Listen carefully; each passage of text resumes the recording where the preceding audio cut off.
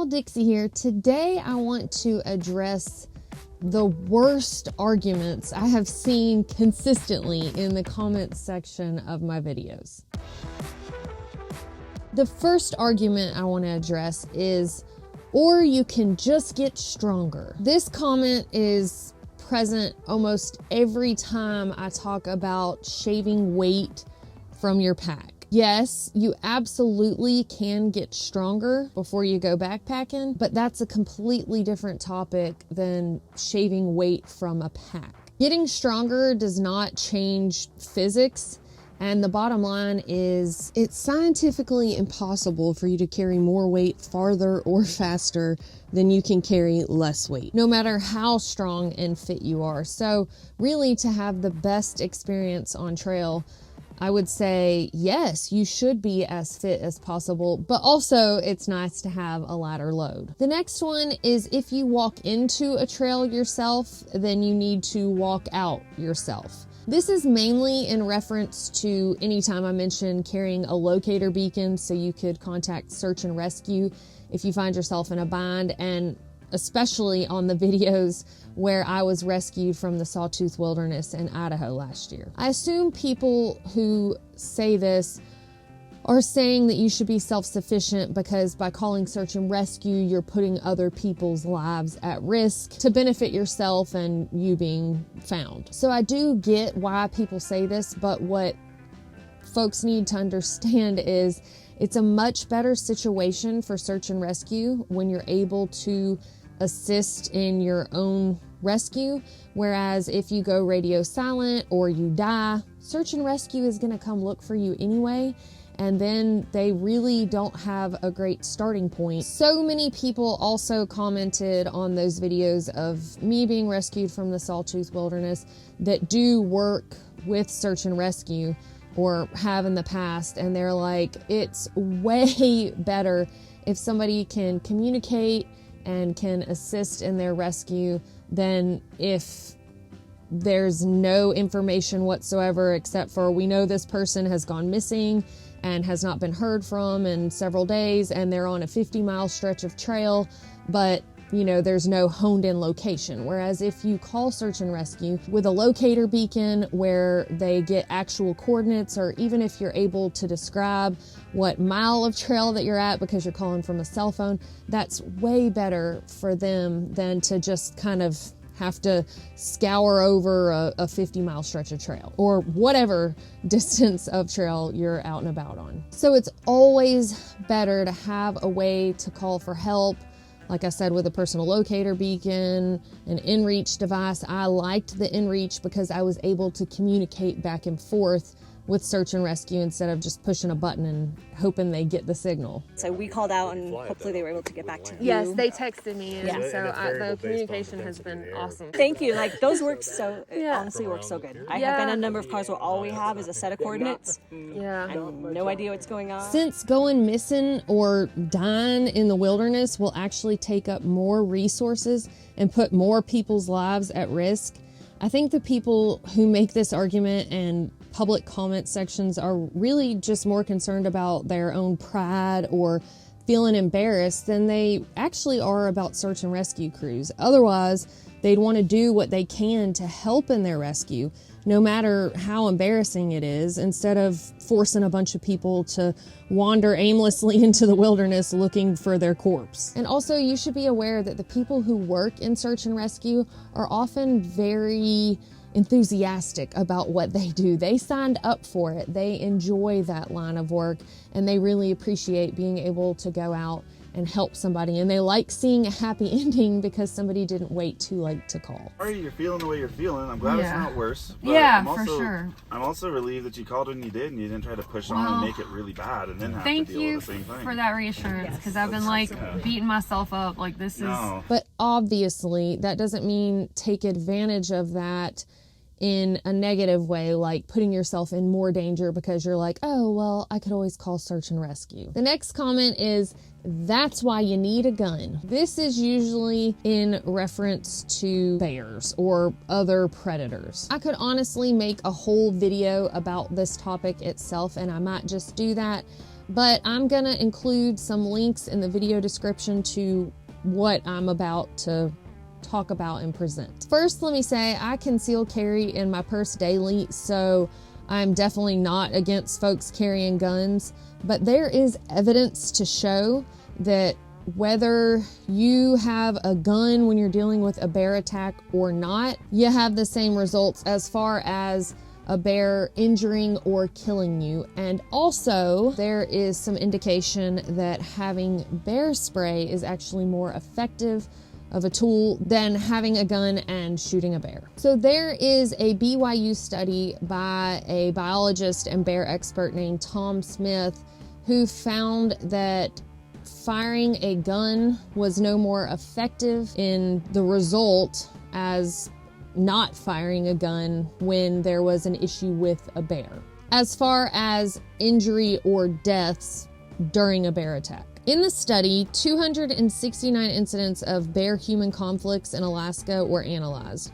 Those incidents involved 444 people and 357 bears, 300 of which were brown bears. The researchers found no statistical difference in outcome, so as far as no injury, or fatality, when they compared those who used their gun in an aggressive encounter, and that was 229 incidents, to those who had firearms and did not use them, which was 40 instances. So although a person may be able to kill a bear, it doesn't mean that they won't end up injured or that nobody else in the situation will end up injured, harmed, or dead. They, of course, suggest that the best practices for hiking in bear country, and I would say especially in brown bear country, is that you hike in groups, avoid areas of poor visibility, try to make noise so you're not sneaking up on a bear, especially a mother with cubs, because you don't want to spook them, and then especially use more caution in brown bear country. Tom Smith stresses the importance of preventing aggressive bear encounters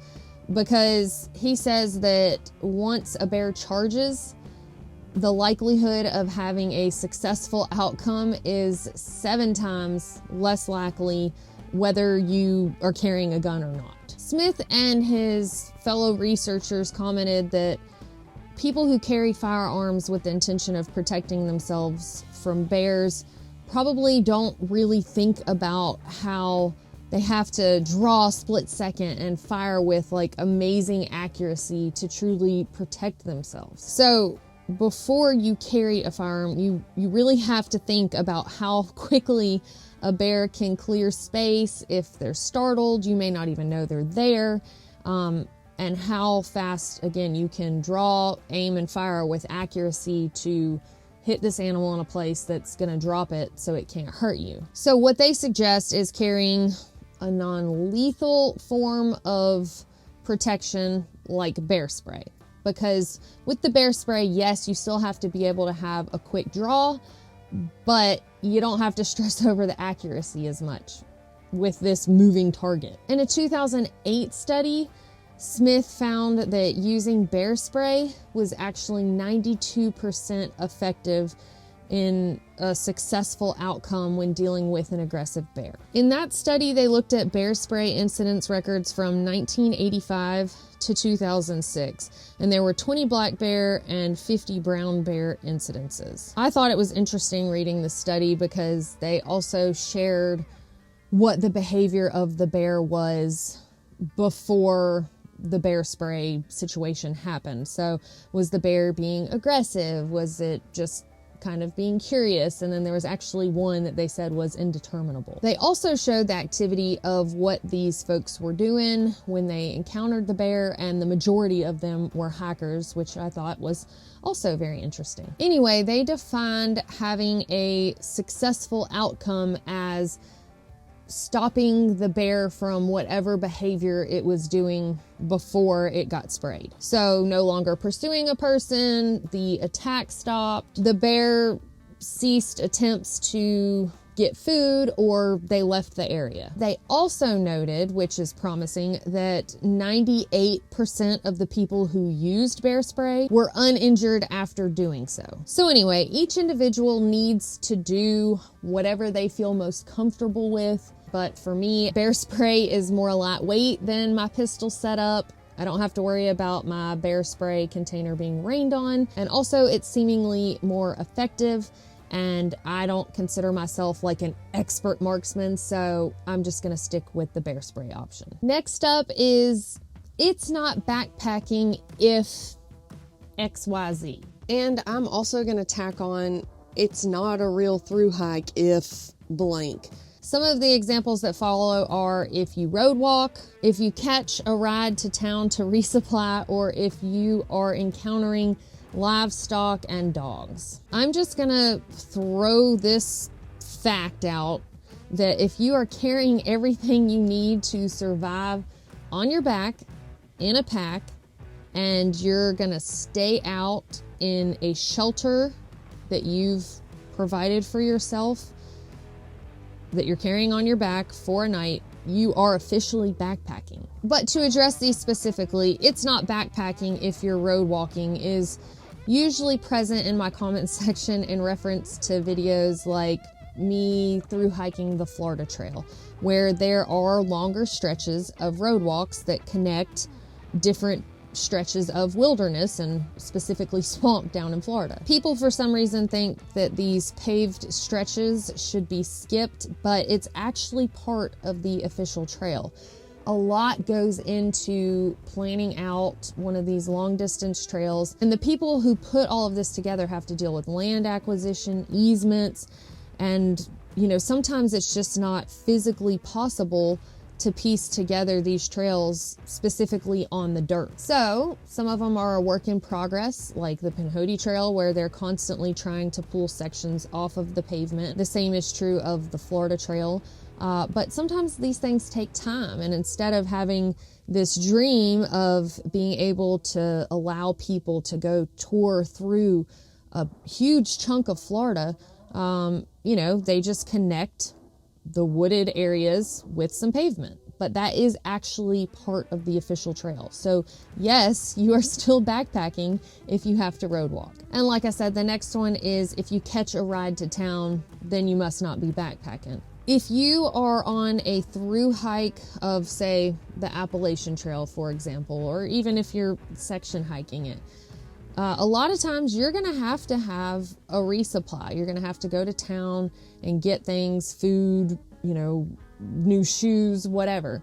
As long as you have hiked every inch of that trail and you have continuous footsteps, then you've completed the trail.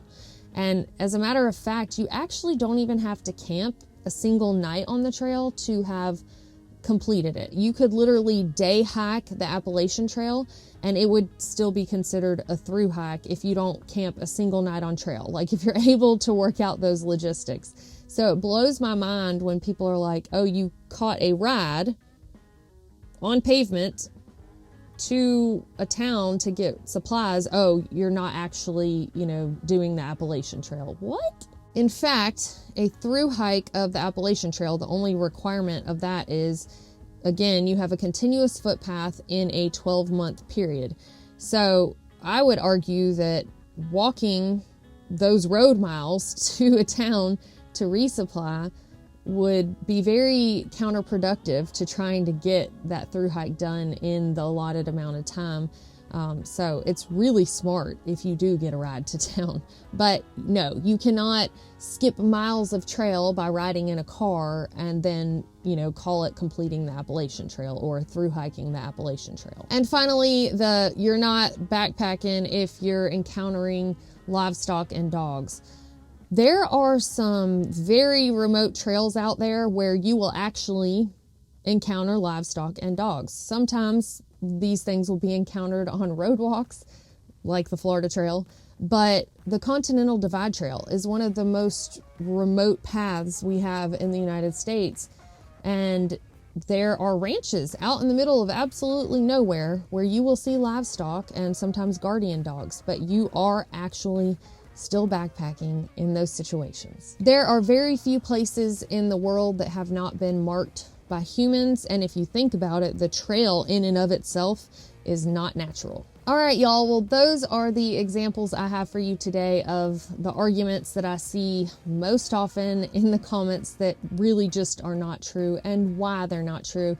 And I don't mean to make fun of or, you know, talk down to anybody. I'm just trying to explain this because I know as a beginner, some people could really think that some of these are true. And this might be something that before I knew all about backpacking, I might have thought was true. So I just wanted to present them and explain to folks why, in fact, these are not sound arguments, so that hopefully we can move forward and have a comment section that is free of these things, or at least maybe this community can help me explain this to folks. But anyway, thank y'all so much for watching. If you enjoyed this video and would like to see another one similar to it, just let me know in the comments, and we will see y'all next time.